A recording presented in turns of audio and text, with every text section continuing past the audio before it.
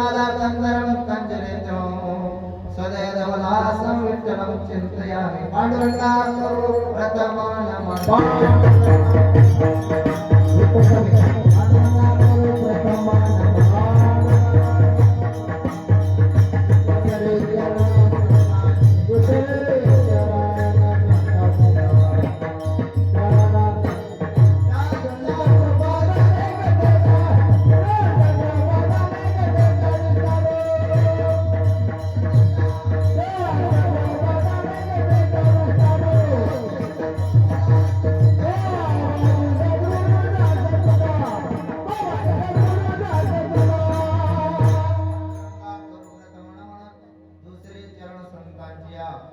त्यांच्या कृपादाने कथेचा विस्तारो बाबाजी सद्गुरुदास तुका आपल्या बॉक्स मध्ये तेवढा आवाज आहे वरच थोडा कमी करा कलावन्य जीवधराचा अवतार कला कामुक तेजोदिका मोदी वक्त्रम कलानिशवादा पनोदार लक्ष्यम समाधिस्तमुक्तिं भजे ज्ञानदेव नमो ज्ञानेश्वर निवृत्ति उदार सुमान देवा मुक्ताबाई नमो त्रिभुवन पावनी आद्यधरे जननी देवाची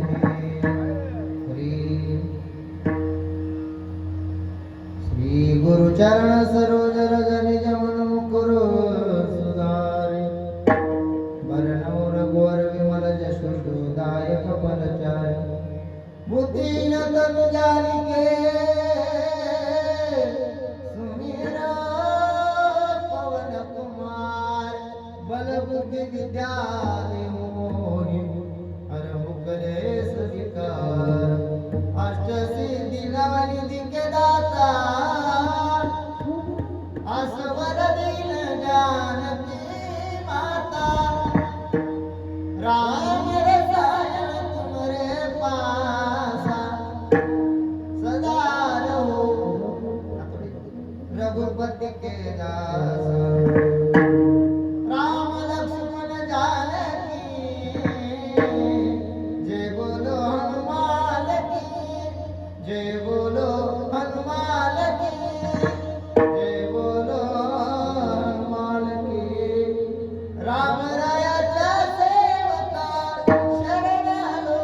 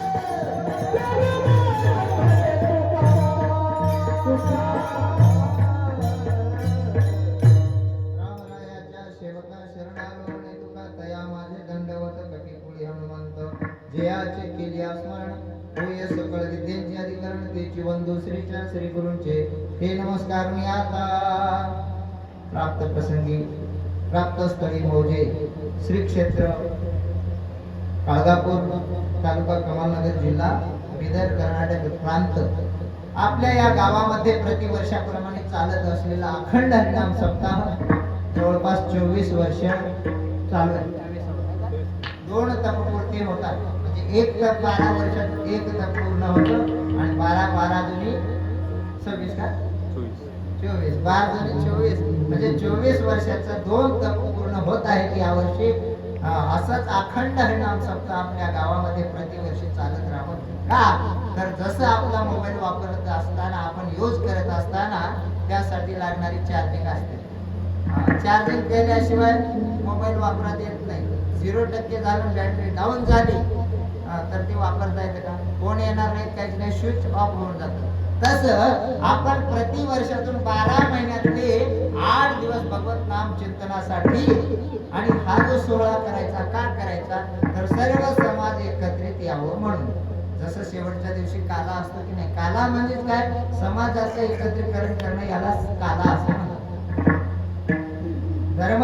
धर्मवीर असणारे गौतम बुद्ध यांनी सुद्धा समाजाला एकत्रित करण्याचा संदेशच दिलेला आहे. तद्वत सर्व संत महापुरुषांनी सुद्धा समाज एकत्रित करण्याचा प्रयत्न केलेला आहे. त्या निमित्तानं तुम्ही आम्ही सर्वजण एकत्रित येऊन नामस्मरण करावं. तुम्ही आम्ही खेळीमेळी गदारोळी आनंदी या नियमानं हे नैमित्तिक कीर्तन रूपी सोहळा म्हणजे अखंड हरिनाम सप्ताहातील हे तिसऱ्या दिवसाचं पुष्प तुमच्या सर्व ग्रामस्थाच्या वतीनं माझ्यासारख्या पामराकडे आलेली सेवा, त्यासाठी लाभलेलं भव्य दिव्य असं मंडप सोहळा, सगळं सौंदर्य, त्यासाठी उपयुक्त असणारी गोड अशी संस्कृती आपल्या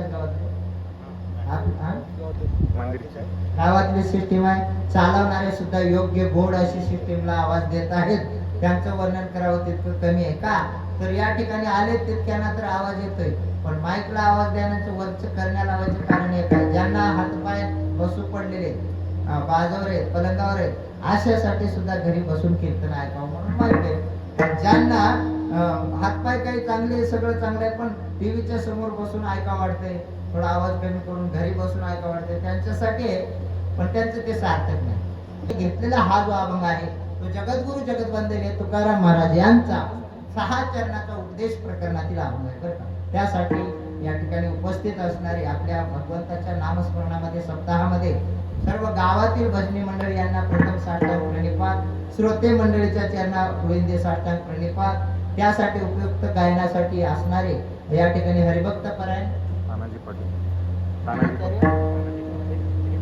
तानाजी पाटील, त्याचप्रमाणे आमचे गुरुबंधू असणारे दिलीप पाटील आणि समस्त बाहेर गावातील जवळपासचे भजनी मंडळी आणि विनेकरी, त्याचप्रमाणे या ठिकाणी सुंदर असे YouTube चॅनल चालू आहे, त्यांना सुद्धा साष्टांग प्रणिपात.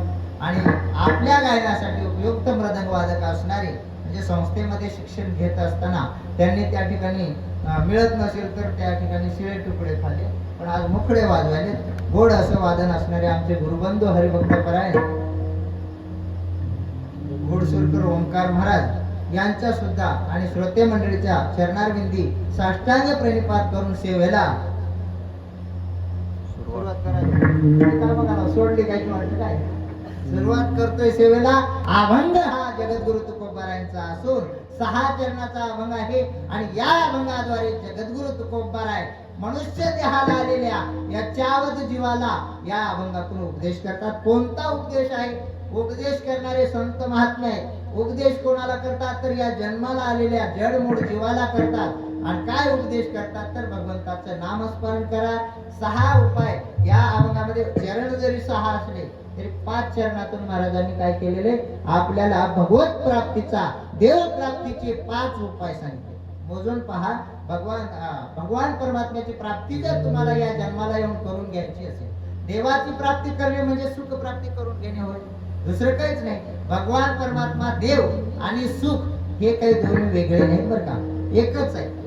तुम्हाला पाहिजे सुख पण देव नको आहे असं वाटतं प्रत्येकाला, पण देव आणि सुख याच्यामध्ये फरक नाही. संतांनी प्रमाण देऊन सांगितलेले आहे. सर्व सुखाचे आगर बाप रखुमा देवीवर, सर्व सुखाचे आगर जनी म्हणे शारंगर, सर्व सुखाचे आगर तोहा उभा विटेवर, सर्व सुखाचे आगर बाप रखुमा देवीवर, सुखरूप पैसा तुझा कोण सांगा माझ्या पांडुरंगा. म्हणजे सुख परमात्मा सुखाचा मळा आहे. आगर म्हणजे तुम्हा सर्वांना माहिती आहे, आमच्या महाराष्ट्रामध्ये एसटीच्या बस स्टँडला आगार म्हणतात. तिथे लिहिलेलं असतं उदगीर बस आगार, आगार. उदगीर बस आगार असेल, अहमदपूर बस आगार असेल, लातूर बस आगार, हे आगार का म्हणतात तर अनेक बसेस एकत्र येणं म्हणजे त्याला आगार असे म्हणतात. त्याला आपण मराठी भाषेमध्ये शेतामध्ये फुलाची झाडी असेल, कोणतेही काही झाडं असतील त्याला आपण मळा म्हणतो. तसं सुखाचं ठिकाण असलं, सर्व सुखाचं ठिकाण असणारा परमात्मा असल्यामुळे सुखरूप परमात्मा आहे, त्याची प्राप्ती करून घ्यायचं या देहाला येऊन. तर याच्यावर जन्माला आलेल्या जीवाला तुकोबाराय म्हणतात. तुम्हाला देव प्राप्ती करून घ्यायचं ना, तर माझं एक काय ऐकायचं महाराज. साधकाच्या समोर तुकोबाराय बोलत असताना साधकाने विचारलं, महाराज देवाची प्राप्ती करून घ्यायची तर काय करावं?